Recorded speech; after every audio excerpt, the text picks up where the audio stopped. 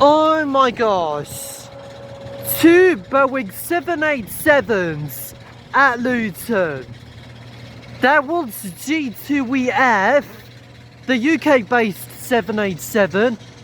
And there's JDL, the Belgium based one. That's coming from Amsterdam.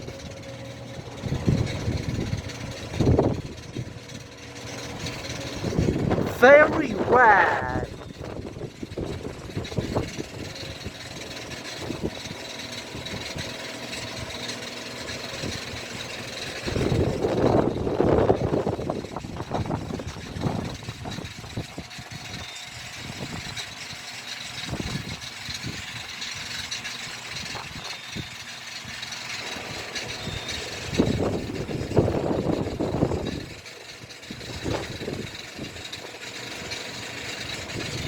Not a bad landing.